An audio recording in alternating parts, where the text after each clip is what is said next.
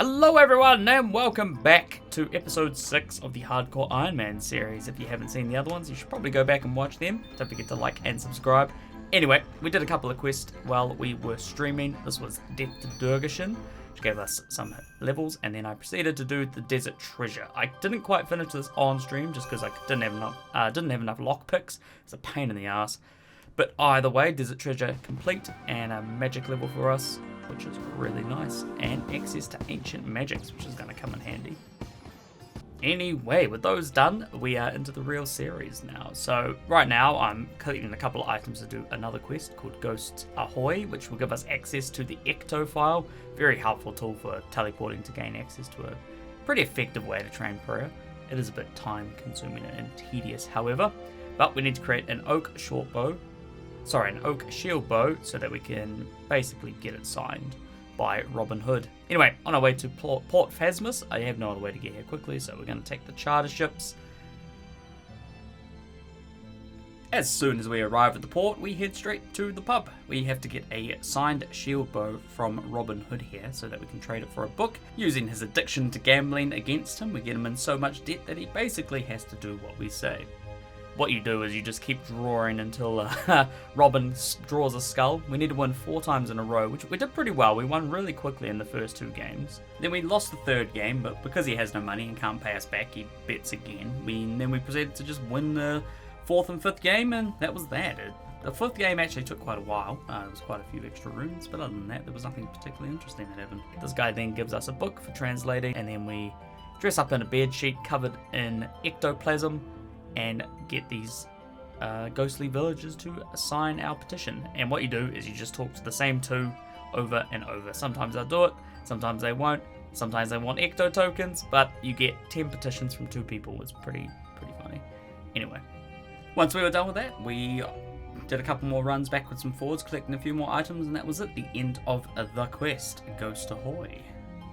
For those of you who don't actually play the game and are just watching this series, there is a new combat skill out called Necromancy. It is the newest skill to RuneScape, and it adds another combat style to the game. It used to work off a triangle, but now obviously it's an outlying skill. It's very powerful. It comes with its own quest line with quest battles to upgrade your gear, etc. So we're going to be doing that now. So we're heading back to the city of to do the first quests. The Vessel of the Harbinger, which is basically part of the quest line to start unlocking the ability to upgrade our armor to tier 70 power armor. So I'll get this out of the way real quick. It doesn't require too much. Basically we have to come back to Port Phasmus, which is why we were doing Ghosts Ahoy, as well as the Ecto file. Talk to this guy here, murder some spirits for him so that he can power up, and then he'll allow us to grab a little bit of slime out of the center, Ectofunctus, which we can take back to the ritual site to complete the ritual. Once we get to the ritual site, we will use the ghostly ink and the candles to set up a ritual. The goal here is to empower our crystal, our soul crystal, so that we can challenge Ryzel's crystal. His crystal is completely full of souls and it makes him a much more powerful necromancer, and basically we need to be a lot stronger so that we can defeat him. The big bad himself, Ryzel, the first necromancer. Not as bad as you think he is, but he is the big bad nonetheless for this skill. Anyway, after a short cutscene, that is the quest complete, which will actually give us access to the next quest, which is why we did this one. You have to do them in order, but the next quest will give us access to the new armor style. We're quickly going to make a quick detour to pick up a necklace here. This necklace is called Expensive Spices, and basically increases the amount you heal from food by 50 hit points. It's not a lot, but if you have food that requires multiple bites, it stacks up per inventory slot. Anyway, what I do next is I spend the next 5 hours cooking food to get my cooking level up to 72. We caught all these fish in between episodes, in between streams, but yeah, a little bit of time for us to go over the account and what we're going to really plan to do with the account as we fly through these cooking levels. I sped this up. Each clip is shortened to 10 seconds, but it gets to the point where it takes so long between levels that Premiere won't allow you to do more than a 10,000% increase in speed. And it actually exceeds that because it's about 22 minutes of cooking cut down to 10 seconds, which is pretty crazy. But either way, this is time for us to make some decisions on what we're going to do with the account. So the way I've been training this account is I've been using what is called an efficiency guide. Basically, it's an efficient Iron Man pathway to PvM, which is really the interesting thing about this game, which is what we want to get into. At least that's what I think. We are about to reach the mid game, which has some pretty intense grinds, mostly combat related stuff. So I got about 6 or 7 more quests left to go, and then I need to grind a couple of skills, probably all the way to 99. So those are going to happen slowly and over time. Well, actually, I'll probably grind them out quickly, but it's going to take a week or so. So we'll have some downtime between videos. So I'll be doing that, and then when we come back, I need to basically train all my stats to around 80 or so, and then we're going to try and unlock Prifdana's, which will be really, really helpful for the account. I'll link the guide down below so you guys can go have a look and have a bit of an idea of where we're at and what we're trying to do. But yeah, I want this account to be PvM ready. The new boss dungeon came out yesterday, which is very exciting, and it offers tier 95 weapons and upgrades to all of your dual wielding weapons in the game, bringing them up by another 5 tiers of accuracy, which is pretty crazy. It's going to make them very powerful. But we will look into that at some point. At the moment, we are, well, you'll see later in the vid, but we're fighting a guy named Hermod to upgrade our armor. We're also doing daily Reaper assignments and a few other bits and pieces on stream, which is a lot of fun. I'm really enjoying it. But yeah, the account is progressing really well. I'm really happy with it. We've got a lot more to go. But base 80 combat stats is going to be our next, kind of pivoting point before we move on to the next part of the account's progression quest-wise and PvM-wise. But yeah, we're also going to start up a guild soon, so let me know if you're interested in joining the clan. Say it in the comment section. Alright team, we are coming up to the end of our Desert Souls, which is pretty good. We got up to 67 cooking. It's not bad. I'm hoping that with my remaining 1,000, it's not going to happen, but I need to get to 72 cooking so I can cook green jellies. Where are they? Yeah, green blubber jellyfish, just because they're the best food to use while you're doing necromancy. Necromancy is very dependent on its adrenaline upkeep. And if we want to start doing any PvM, then we need to get our adrenaline upkeep, well, sustained, which means we need blubbers. And we also need to get our gear upgraded, because we're only in tier 50 at the moment. Tier 60, sorry. So we can make the tier 70 stuff now, which is good. So we'll upgrade that. Actually, my weapons are tier 50. I should probably go and upgrade those. I need to get my smithing up. So the next little grind that we're going to speed through is going to be the smithing grind. But I will be back once I finish cooking these 1,000 or so catfish. I got a couple of bits and pieces left to say as we get the levels, but I'm going to leave you with this time lapse. Enjoy.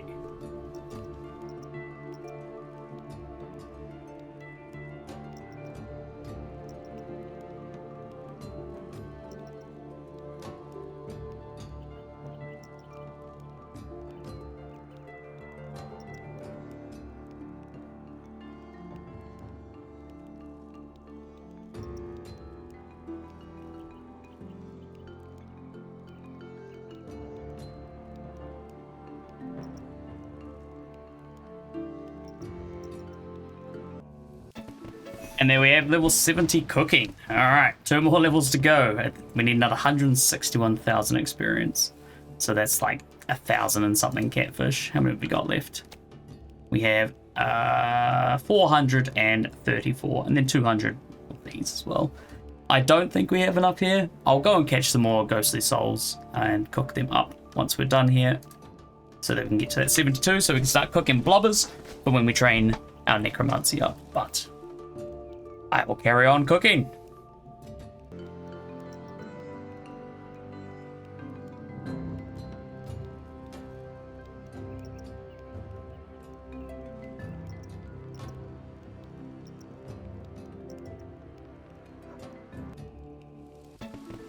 I'm back. There we go. 71. We're pretty close. We're not going to have enough. 84,000 experience left to go.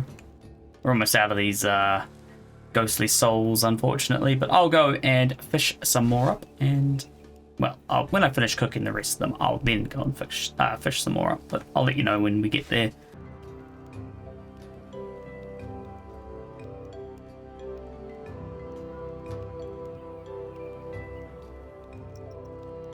There we go. With that, we are done. We burnt 669 of our desert souls, and 36 of the ghostlies, and 195 of the cat.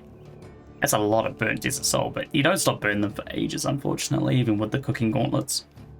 Right, I'm going to shoot over to the fish and go and catch some more of them. Desert souls, here they are. They're pretty easy to catch if you just go to the city of Luckily, we have baitless fishing, which saves so much effort. Thank God. I will show ya. This is You've been here before. Search. So you see the fishing spot on the map up here? That's where the fish are. This is where the bank is. You just run to and fro. It takes longer. It's less fishing experience per hour than catching the usual soulfish and catfish and beltfish, but it's better cooking experience, and it's not that much difference in fish per hour. So I'll catch some of these, and I will be back once I have enough.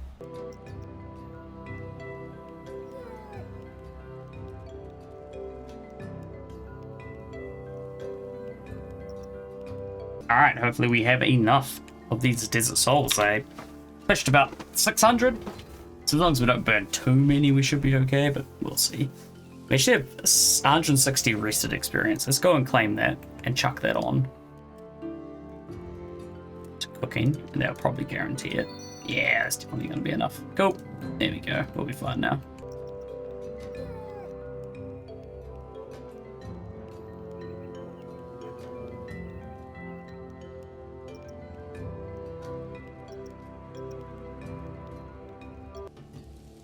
It looks like we caught enough. That's good. Alright, 72 cooking. Assume we don't burn the rest of this inventory. Look at that. Cool. That unlocks the ability to cook beltfish and green blubber jellyfish, which is good.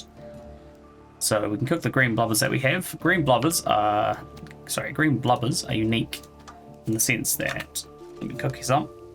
They don't drain adrenaline when you eat them, and you eat them 3 times. So each time you eat them, it heals you for 500. So 500, 500, 500. So they're 1500 HP food, which is, you know, a little bit less than standard, but they don't drain adrenaline, which is the key.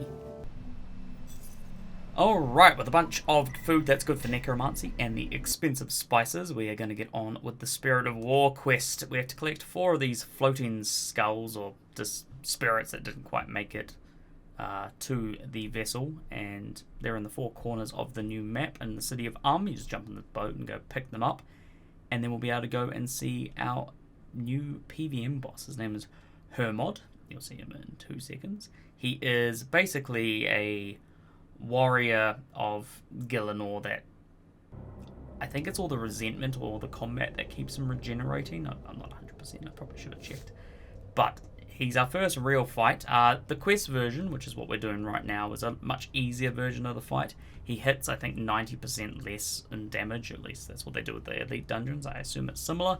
And he's got half the amount of HP that he does in the normal mode. He normally has about 200,000 HP, but this is the fight. He attacks with Necromancy. The key with Necromancy is that it cannot miss. It will always hit, so you may as well use some kind of protection prayers. There's no point trying to dodge any of the attacks because it's not possible. And he'll attack with this attack that you can see here, which is just a basic attack, and then he has the slam attack. If you get hit by that slam, it hits for a big chunk of damage, at about 3,000 damage normally if you're in normal mode, and it disables your overhead prayers for like a few seconds. I'm not entirely sure how long this is right there. 6 seconds. 6 seconds your prayers will be diffused. But basically, we just beat the shit out of him. I'm not used to dodging it because on my main Iron Man, I can kill this guy with just overhead soul split, and I take 0 damage the whole time. It's ridiculous. But what he does halfway through the fight is he'll summon up these guys here. While these 2 dudes are alive, he cannot take any damage, so you have to get rid of the summons. They have about 6,000, 7,000 health in normal mode. You gotta make sure you kill both of them whilst dodging that ability. Look, I dodged it for the first time, go me. And then you can damage him again. He will normally summon it twice per fight if you are quick, and you can get a death mark on, and he'll summon it once per fight. But as I said, this guy's got half the normal HP that he would normally have. And we failed to dodge that one. I do get used to that mechanic, I promise it does. Shit. But I'll let you enjoy the rest of the fight. Psych, there was no fight left. Basically, Rizal pops up and goes, haha, just kidding, you can't kill him. He is immortal. After a little bit of yarns, we get out of here. and now he is available for us to kill whenever we like. That's the end of the quest, and I think it gives us 20,000 Necromancy experience as well, which is quite a nice little reward for very little effort. It's a very short quest. Collect 4 skulls, kill a boss once. Done. Quest complete. And there we go. Oh, and this is a Hermotic Plate. This is the item that we kill him for. He drops these as a 1 in 10 chance, and to upgrade to the power armor, the armor that we normally wear as a tank set of armor, you need one per piece at the first level, and I believe it's 2 per piece, up to, you need 30 in total. So on average, you have to kill this guy 300 times before you're done with him, before you no longer need to kill him anymore. He also drops an item called a reanimated drumstick, which is for a quest. Drumsticks like for the drum, a set of kit of drums, not a chicken leg. And also a pet, which is just a nice short version of him, but like the pet that's following us behind right now. So as you can see, the real version of this guy is not that much more different. He just hits a little bit harder and has way more health. But there we go, that is him dead for the first time, and we got ourselves a defense there. We do need to get our defense up to 70 for the armor here. This is Keely, she's the one that introduces you to the upgrades for your Necromancy gear. So she basically gives us an objective. We need to either gather 100 souls from dragons or do 20 greater communions at the ritual site. I decided to kill dragons. We got some anti-fire potions when we finished an elite clue from the tree event recently, which was really nice, really convenient. But yeah, that is all the progress I have for you today. I hope you enjoyed the episode. I hope you enjoy this new style of me commentating over it. I'm not very good at it yet. I promise it will get better. Thank you for watching. Thanks for subscribing. Thanks for following. Don't forget to hit that bell so that you get all the notifications. And yeah, next episode will be coming out this weekend, hopefully. Well, actually no, during the week. This will be the weekend episode. We're also going to be streaming some Elden Ring if you are interested in that. Never played it before, but one of the viewers decided to buy it for me, which is extremely generous. Anyway, guys, I hope you enjoyed, and I will catch you in the next episode. Rightio, bye!